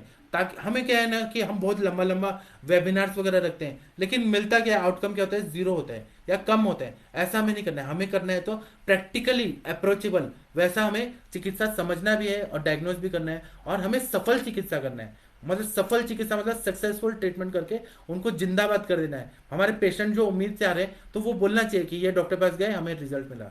ऐसा मैं आप लोगों को कल बताऊंगा। ठीक है, आप लोग भारत के श्रेष्ठ चिकित्सक हैं, इसलिए मैं आप लोगों को इतना मेहनत से पढ़ के आता हूँ, और लेकिन टाइम का भी कमी होता है ना। अब 1 घंटे में मैं क्या क्या बताऊँ, तो अब मैं कल बताऊंगा। डॉक्टर अशोक जी नमस्ते प्रणाम आपको। डॉक्टर कैलाश चावला जी नमस्ते प्रणाम आपको। आप लोग सब के सब भारत के श्रेष्ठ चिकित्सक हैं। डॉक्टर लक्ष्मी मौर्य जी, मैं अभी ना ईडी पे भी बताऊंगा, इरेक्टाइल डिस्फंक्शन पे भी मैं विस्तार से बताऊंगा आप लोगों को, क्योंकि बहुत सारे लोग हैं ना उसके उनको ना ये डॉक्टर हैं लेकिन उनको जानकारी नहीं है कि ईडी को कैसे हमें करना है, क्या इलाज करना है। क्योंकि अब ये कुछ ऐसे विषय आते हैं कि ईडी का दवाई दे रहे हैं तो लोग बोलेंगे सेक्सुअलॉजी का डॉक्टर है, लेकिन हम तो चिकित्सा तो अच्छे पर्पज के लिए करें। तो हमें ना अपनी मर्यादा को भी रखना है, अपना मान सम्मान को भी टिका के और पेशेंट को ठीक भी करना है, और हमें ना जो हमारे चिकित्सा का पर्पज है, चिकित्सा नास्ति निष्फला, वो भी करना है, तो हमें सफल होना है। मैं आगे आने वाले सेशंस में और अच्छे से विस्तार से बताने वाला हूँ। डॉक्टर महेंद्र नेगी जी नमस्ते प्रणाम आपको। डॉक्टर सविता जी बोल रही हैं suggest treatment for galactorrhoea with normal prolactin level, TSH in non married 28 year female, scanty regular menses, hetu stress. अब देखिए काम अशोक भयाद वायु, जब ये बोला है ना तो स्ट्रेस है, तो वायु का प्रकोप हो रहा है और वह वायु जो है वह ना ये कर रहा है, ग्लैक्टोरिया कर रहा है, मतलब गलत स्त्रोतोरोजन्य संप्राप्ति को करके और ये विकृत स्वरूप से कर रहा है। तो इसमें सबसे पहले हमें वायु की चिकित्सा करनी है, तो बस्ती देना है हमें, फिर उसके बाद नस से करना है, शिरोधारा करना है, वात शामक द्रव्य देने, नॉर्मल मेंसेज है उसको हमें, अब ये आपने लिखा है स्कैंटी रेगुलर मेंसेज, स्कैंटी क्यों आ रहा है, तो वहां पे हमें गर्भाशय को शुद्ध करने वाला, तो जैसे देवदारवारिष्ट हो गया, कार्पास मुलासा हो गया, ऐसी दवाइयां देनी है। और एक ग्रंथिरज फॉर्मूला है हमारे सर का, त्रिकट्टू है, फिर उसमें पाठा है, इंद्रियव है, इसका काढ़ा देंगे तो एंडोमेट्रियम लाइनिंग अच्छा हो जाता है, ओवुल्यूशन अच्छे होने लगते हैं। इसी तरह से एक रजत योग है, तो उसमें शतावरी है, गुड़ुची सत्व है, उसका प्रयोग जब हम लोग करते हैं तो एक और चीज है रौप्य भस्म है, तो इसका जब हम लोग प्रयोग करते हैं तो यह फॉलिकल जो रहते हैं immature graphene follicle, immature mature follicles, फिर ओवा का रप्चर होना और फिर ओवा का जो ट्रैवलिंग है वो फेलोपियन ट्यूब से आना, इम्प्लांट होना, ये सबको प्राकृतिक करता है। तो रजत फार्मूला का प्रयोग करिए और ग्रंथिरज फार्मूला का प्रयोग करिए, तो पेशेंट में बहुत अच्छा हो जाता है। हमें मेंसेस को अच्छा करना है, उसी तरह से पुष्प धनवा रस, नश पुष्पांतक रस, फल घृत, काश्मर्यादि घृत, ऐसे बहुत सारी दवाइयां हैं, 1.5 लाख दवाइयां हैं, लेकिन हमको कौन सी दवाई कब देनी है उस पर हमें विचार करके देना चाहिए। डॉक्टर कंचन जी नमस्ते प्रणाम आपको। डॉक्टर कुसुम पांडे जी नमस्ते प्रणाम आपको। और शोधन करा दिया, कोई भी पेशेंट आपके पास आते हैं, ग्लैक्टोरिया है या प्रोलैक्टिन लेवल बढ़ा हुआ है, तो उसमें कोई भी हार्मोनल इंबैलेंस है ना, तो रस धातु को कंसिडर करके रस पाचक, रक्त पाचक, उससे शुरुआत करिए, तो रस धातुगत आम का पचन होगा, स्त्रोतोरोध दूर होगा, तो सारे हार्मोन्स जो इम्बैलेंस है सारे बैलेंस हो जाते हैं। तो बहुत सारे पेशेंट में ये ग्लैक्टोरिया है, प्रोलैक्टिन लेवल नॉर्मल, लेकिन स्कैंटी मेंसेस है, तो उसमें केवल रस पाचक रक्त पाचक दे दिया गया और घृतपान करा दिया गया, तो अग्नि पे ध्यान दिया गया, आम पचन कर दिया गया, उससे ही पेशेंट ठीक हो जाते हैं। तो बेसिक बेसिक चीजें करिए, आपको बहुत अच्छा रिजल्ट आने वाला है। डॉक्टर विश्वनाथ जी नमस्ते, प्रणाम आपको। डॉक्टर विकास विश्वकर्मा जी नमस्ते, प्रणाम आपको। आप लोग भारत के सर्वश्रेष्ठ चिकित्सक हैं, प्रश्न पूछिए।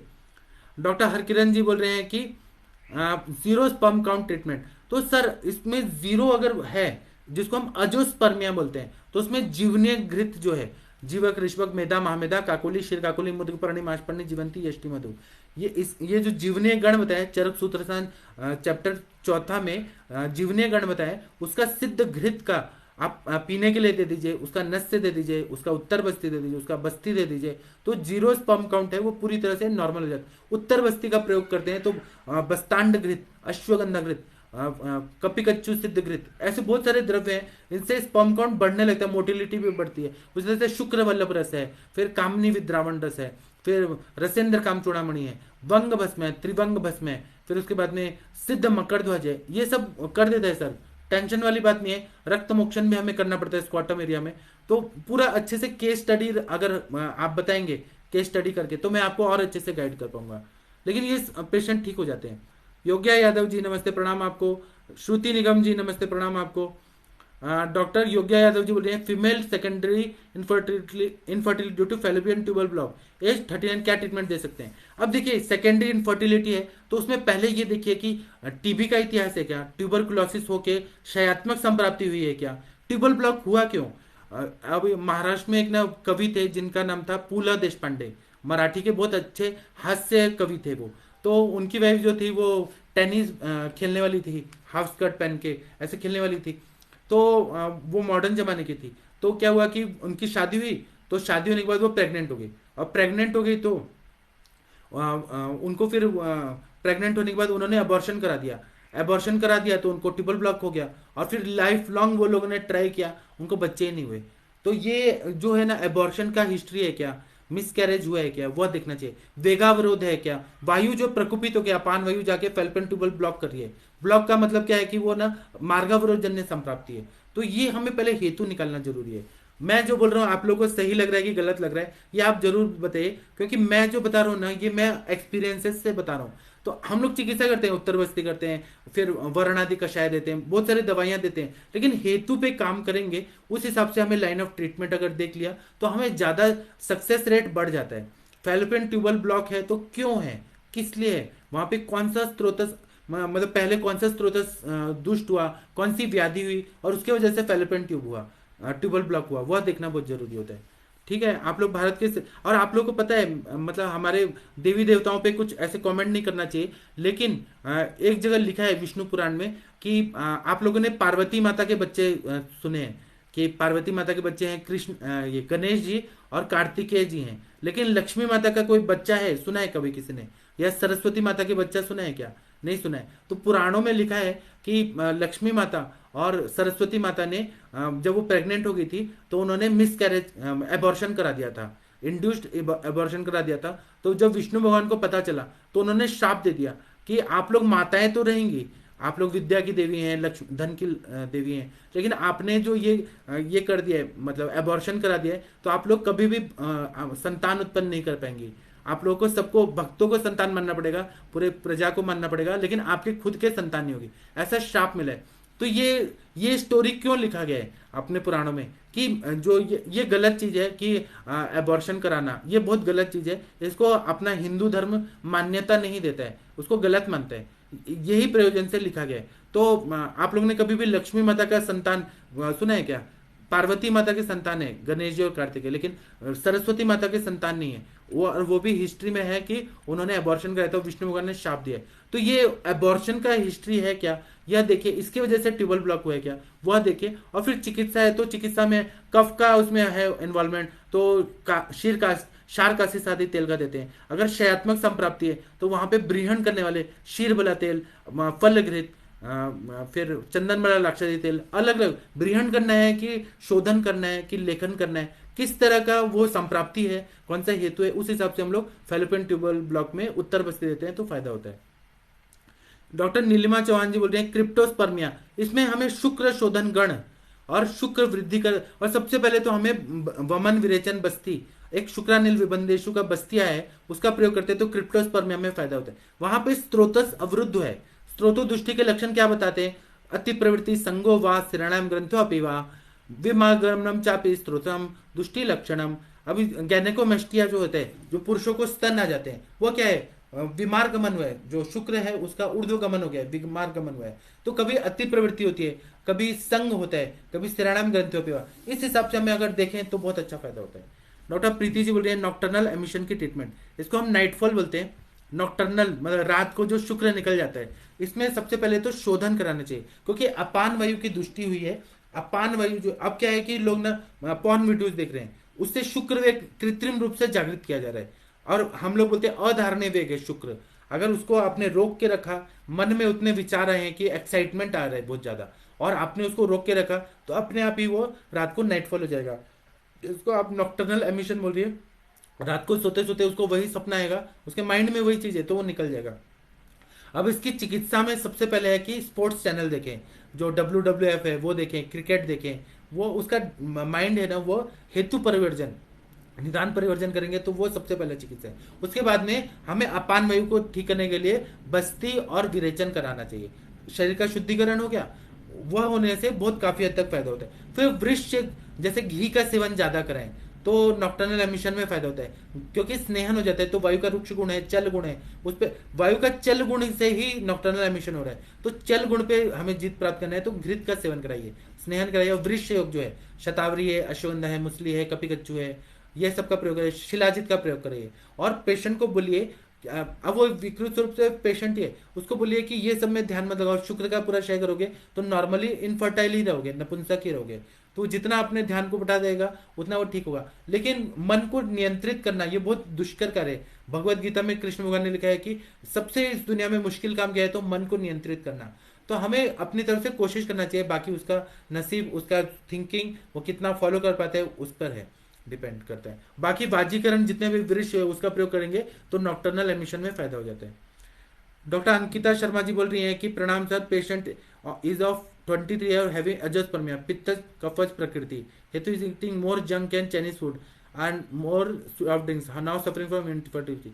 अब इसमें निदान परिवर्जन कर दीजिए, ये सारा चीज बंद कर दीजिए, और घर में बोलिए कि वह अपने घर में जो उनकी माता बहन जो बनाती हैं, घी में बना के दाल रोटी सब्जी यही खाएं, घर का खाना खाएं, बाहर का चीज बंद कर दे अगर उनको इनफर्टिलिटी से निकलना है तो। और बाकी जो है वृक्ष योग जो है वह दे दें, और शोधन करा दे। पंचकर्म कराना सर्वश्रेष्ठ चिकित्सा है। पुष्प धनवारस अच्छा काम करता है। उसी तरह से पुष्प धनवारस मेल इनफर्टिलिटी में बहुत अच्छी दवाई है। उसी तरह रसेंद्र काम चूड़ामणि रस, शुक्र वल्लभ रस, फिर उसके बाद ऐसे बहुत सारी दवाइयां हैं, इस पर मैं और बताऊंगा आप लोगों को।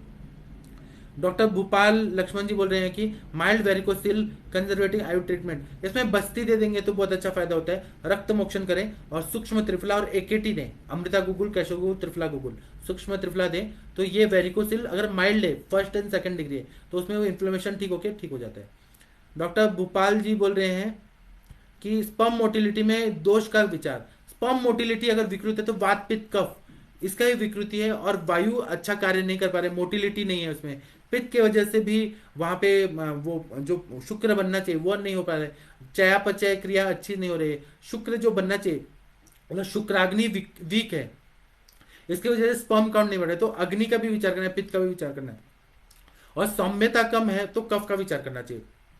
तो स्पर्म मोटिलिटी में तीनों दोषों का विचार करके हमें तीनों दोषों की चिकित्सा, जैसे वमन विरेचन बस्ती नस्य रक्त मोक्षण, ये सब करके और तीनों दोषों को बैलेंस करने का अगर हम लोग चिकित्सा करते हैं, या अगर वात से कफ दूषित शुक्र निकल रहा है तो वात से दूषित शुक्र का चिकित्सा बताए सुश्रुत संहिता में, वो चिकित्सा करें। पित्त से है तो वैसा करें, कुड़ब ग्रंथि है तो वैसा करें, जैसे जैसा व्याधि है उस पर मैं और लेक्चर लूंगा तो मैं बताऊंगा, क्योंकि अभी टाइम कम है, हमें एक लेक्चर में ये सब नहीं होगा, लेकिन मुझे आता है सब, लेकिन उसको बताने के लिए मुझे टाइम चाहिए। डॉक्टर कृष्ण अर्जुन जी नमस्ते प्रणाम आपको। डॉक्टर माधवी जी नमस्ते प्रणाम आपको। आप लोग भारत के सर्वश्रेष्ठ चिकित्सक हैं। डॉक्टर पंकजा पाटिल जी बोल रही हैं please advice dietary changes male and female infertility. इसमें घृत का, दूध का सेवन ज्यादा होना चाहिए, और अपना जो आयुर्वेद बोलता है कि बिना भूख के न खाएं, ब्रह्म मुहूर्त में उठें, वेगों को धारण न करें, उसके बाद में अध्यशन न करें, विश्वासन न करें, विरुद्धासन न करें, अनशन न करें, वो देखें, और त्रिविध कुक्षी के हिसाब से खाएं, तन मना भुंजित, टीवी देखते हुए ना खाएं, क्रोध शोक में ना खाएं, जो आयुर्वेद का दिनचर्या ऋतुचर्या जो बताएं वही सब कराएंगे तो बहुत अच्छा फायदा हो जाएगा। ठीक है। डॉक्टर आरती शर्मा जी नमस्ते प्रणाम आपको। डॉक्टर भूपाल लक्ष्मण जी बोल रहे हैं वातज ग्रहणी और पित्तज ग्रहणी ट्रीट करने से अग्नि अच्छी होकर मोटिलिटी इंक्रीज हो सकती है। 100%। कभी कभी ग्रहणी की दृष्टि होने की वजह से अच्छा रस धातु नहीं बनता, रक्त नहीं बनता, मांस में दस्ती मंजा, शुक्र नहीं बनता, तो ग्रहणी तो है ही मेन। हर व्याधि में अग्नि और अग्नि का विचार करना चाहिए, पित्त धरा कला का विचार करना चाहिए, तो करना ही चाहिए। डॉक्टर दिनेश चंद्रा जी नमस्ते प्रणाम आपको। डॉक्टर वैशाली जी नमस्ते प्रणाम आपको।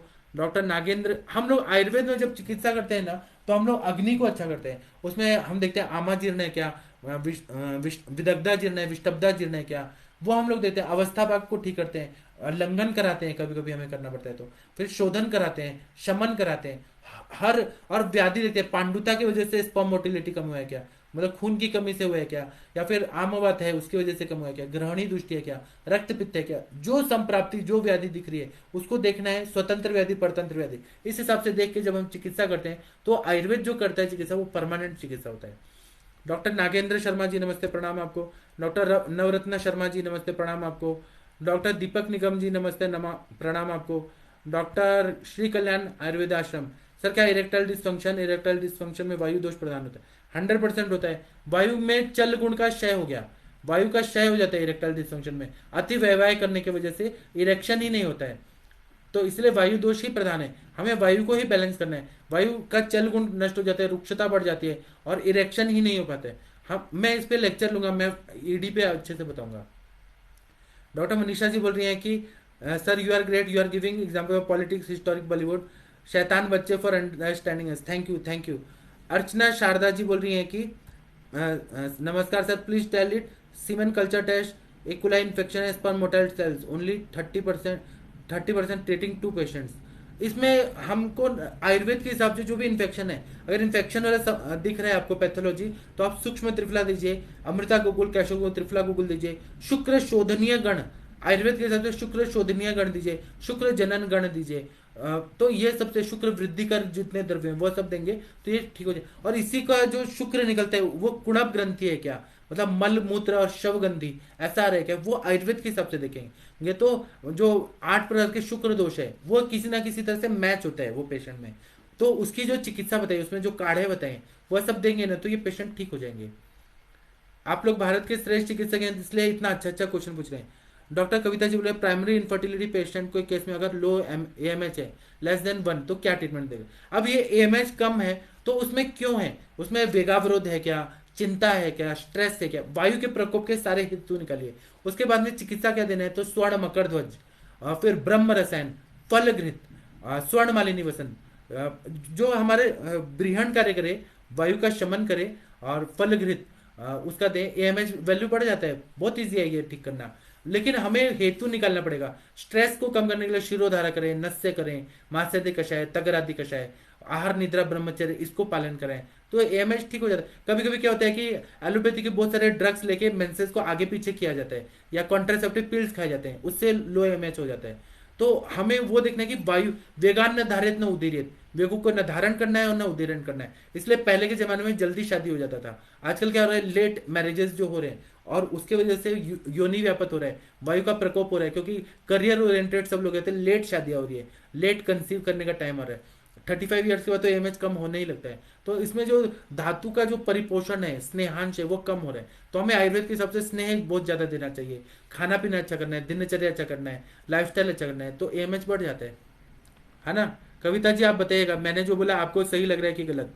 ज्योति जी बोल रही है कि फॉलिकल रप्चर नहीं होते, सिस्ट फॉर्मेशन हो जाती है। अब फॉलिकल रप्चर नहीं होते तो इसमें कुछ दवाइयां मैं बताता हूँ, लेकिन आपको पूरी तरह से पूरा चिकित्सा करना पड़ेगा। इसमें हम फॉलिकल रप्चर होने के लिए लहसुन आदि बट्टी, अदरक सोरस का नस्य देते हैं, तो उससे स्टिमुलेशन मिलता है, फॉलिकल रप्चर होने लगते हैं। लेकिन यही चीज नहीं है, नष्ट पुष्पांतक रस दीजिए, फल घृत दीजिए, पुष्प धनवा रस दीजिए, इन सबसे रप्चर होने लगता है। डॉक्टर गीता जी नमस्ते प्रणाम आपको। डॉक्टर गोमतेश जी नमस्ते प्रणाम आपको। डॉक्टर फागुनी पटेल जी बोल रहे हैं प्रेगनेंसी प्लानिंग में पुष्प धनवा रस कब देनी चाहिए और गर्भधारणी वटी कब देनी चाहिए। पुष्प धनवा रस आप जब भी देंगे कंसीव करने के 3 महीना पहले से शुरू कर देना चाहिए मेरे हिसाब से, मतलब मुझे ऐसा सिखाया गया है। और जब मेंसेज आए तब पुष्प धनवा रस नहीं देना है। और गर्भधारणी वटी जो है आपके पास स्वर्णयुक्त आ रही है कि नहीं वो देखना है पहले तो। और गर्भधारणी वटी जो है वो 3 महीने देना चाहिए, गर्भधारण के लिए वो सहयोग करती है। स्वर्णयुक्त अगर रहे तो वो देते हैं। और जब कंसीव हो जाते हैं तब भी हम लोग गर्भधारणी वटी दे सकते हैं। पुष्प धनवा रस जो रहता है ना वो यूट्रस का ग्रोथ अच्छे से करता है। फेलोपियन ट्यूब में अगर कोई शैत्म संभ्रम उसको ठीक करता है, ओवा को अच्छा बनाता है, ओवम को अच्छा बनाता है। फिर फॉलिकल्स को immature graphene follicle, mature follicle, egg का रप्चर होके आना, ये जो प्रोसेस है वो सबको पुष्प धनवारस अच्छे से बैलेंस कर देता है। गर्भधारणी वटी जो है उसका कार्य कब होता है, जब कंसीव हो गए, एग आया फेलोपियन ट्यूब से ट्रैवल करके इम्प्लांट हो गया, उसके बाद में शुक्र के साथ जब शुक्र चोनिस सही हो गया तब उसके बाद में गर्भधारणी वटी का अगर हम लोग यूज करें तो वो ज्यादा अच्छा होता है। लेकिन आचार्य ऐसे बोलते हैं कि गर्भधारणी वटी अगर पहले से भी दे दिया जाए तो ऋतु क्षेत्रामुई बीजानम इसको ध्यान में रखते हुए गर्भाशय का एंडोमेट्रियम, मायोमेट्रियम, पायोमेट्रियम इसको ताकत मिलती है। ताकत करने के लिए क्या कि बहुत सारे लोग को हैबिचुअल एबॉर्शन का हिस्ट्री रहता है या थ्रेटन एबॉर्शन का हिस्ट्री रहता है, तो उसमें हम गर्भपाल रस, गर्भधारणी वटी, पुष्प धनवा रस ये सब जब देते हैं तो गर्भधारणा। अब क्या है कि जैसे कोई क्रिकेटर है, क्रिकेटर में वो बॉल लेके आ रहा है, कैच कर रहा है, तो वो ऐसे रखेगा, ऐसे ही रखेगा तो बॉल आएगा, उड़ जाएगा और गिर जाएगा। लेकिन कभी भी जो कैच करने वाले जो फील्डर होते हैं वो क्या करते हैं, बॉल को लेता है पीछे तक लेके जाते हैं, पीछे लेके जाते हैं तो वो कैच हो जाता है। बॉल का भी बहुत ज्यादा प्रेशर आ रहा है ना, वो बॉल जोर से आ रहा है तो उसको लेके पीछे करता है, फिर वो कैच हो जाता है। तो ऐसे ही शुक्र को ना अंदर तक जाने के लिए गर्भधारणी वटी का महत्व रहता है। वो ना शुक्र को एक्सेप्ट करती है, एक्सेप्टेंस को बढ़ाती है, इसलिए 3 महीना पहले ही गर्भधारणी वटी देना चाहिए। लेकिन जब मेंसेस आ रहे हैं तब वो उसका 5 दिन तक प्रयोग नहीं करना चाहिए ये सारे द्रव्यों को, क्योंकि वह काल जो रहता है वो कचरा साफ करने का काल रहता है, उस टाइम पे नहीं देना है, उस टाइम पे कोई दवाई नहीं देना है। ऐसा हमारे सर लोगों ने सिखाया है, मैडम लोगों ने सिखाया है। डॉक्टर विवेकानंद मिश्र आयुर्वेदा जी, नामला जी नमस्ते प्रणाम आपको। गीता जी बोल रही है कि मेरे पास भी एक ट्यूबल ब्लॉक और एंडोमेट्रियल कैल्सिफिकेशन की है, उसकी हिस्ट्री और एबॉर्शन ही निकला है। देखिए यहाँ पे रुक्ष गुण बढ़ा है, कैल्सिफिकेशन हो रहा है तो रुक्ष गुण बढ़ा है, और वहां पे अस्थि धातु का मतलब इतना ज्यादा रुक्षता बढ़ा है कि कैल्सिफिकेशन हो रहा है, कैल्शियम डिपॉजिट हो रहा है, तो वहां पे स्नेहन करना बहुत जरूरी है। ठीक है।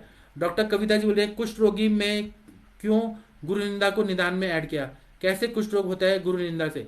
गुरु निंदा जो रहता है, अगर किसी ने बद्दुआ दिया, गुरु के बारे में बुरा बोल रहे हैं, गाय के बारे में, गो देव ब्राह्मण इनके बारे में अगर बोल रहे हैं और वो भी श्रेष्ठ ब्राह्मण है, ऐसे फालतू ब्राह्मण नहीं, अगर गुरु की निंदा करे, गुरु ने अच्छे इंटेंशन से दिया है तो कुछ ना कॉस्मिक कॉस्मिक वेव्स रहती है जो अंतरिक्ष से आती है हमारे, तो वह क्या करती है, अगर किसी ने पाप कर्म किया तो उसका फल हमें कुष्ठ रोग में, क्योंकि हर इंसान सुंदर दिखना चाहता है, और अगर उसका सुंदरता ही सौंदर्य नष्ट हो गया तो फिर वो पूरी तरह से विकृत दिखाई देगा।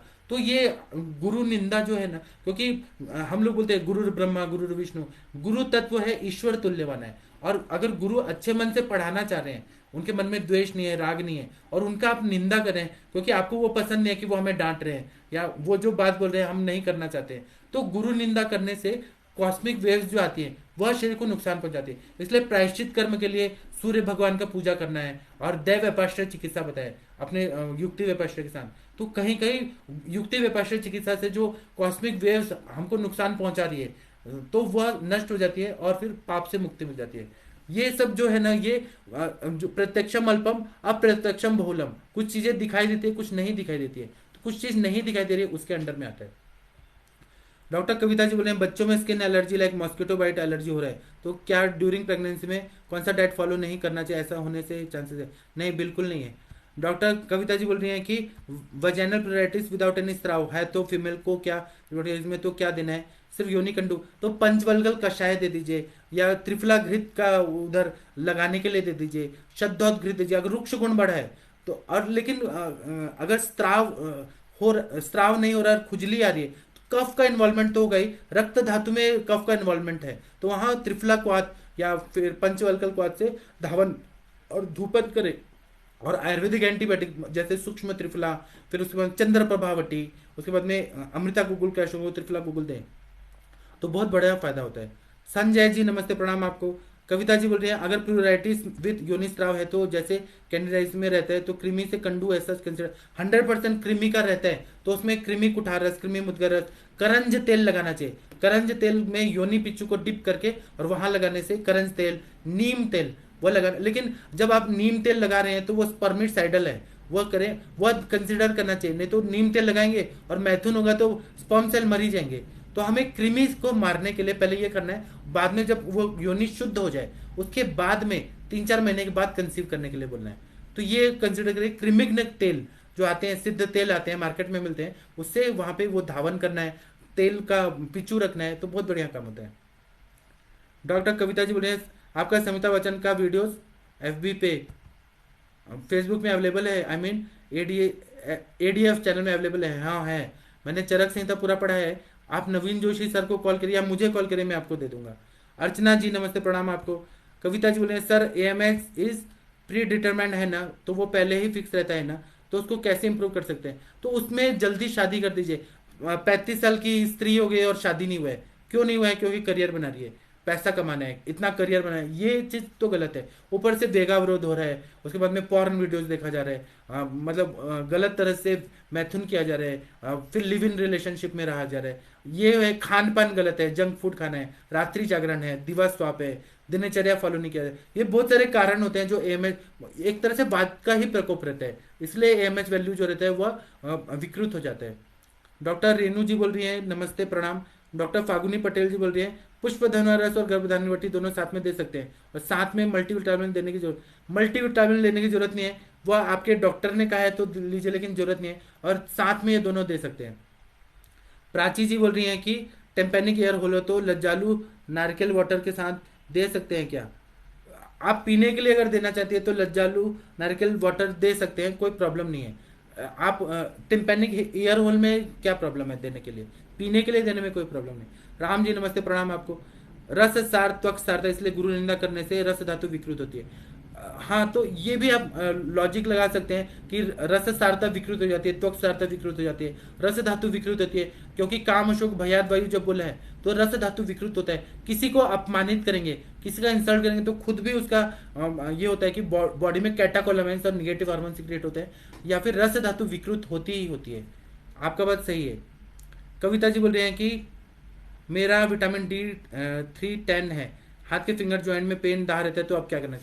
आप ना मुझे व्हाट्सअप करिए, मैं आपको बताऊंगा। आप ना allopathy doctor with Ayurvedic degree वाली डॉक्टर है, मतलब एलोपैथी के डॉक्टर है, आपके दिमाग में विटामिन A B C यही सब भरा है। आयुर्वेद का बात पित्त कफ नहीं देख रही हैं, इसलिए गड़बड़ हो रहा है। हमें आयुर्वेद की दृष्टि से देखना चाहिए कि बात का प्रकोप है तो बात की चिकित्सा करना है। ठीक है, आप मुझे मैसेज करिए, मैं आपको अच्छे से बताऊंगा। अभी मुझे जाने दीजिए, इंटरेक्टिव सेशन का टाइम शुरू हो गया है तो मुझे जाना पड़ेगा। प्रणाम सभी लोगों को, कोटि कोटि प्रणाम।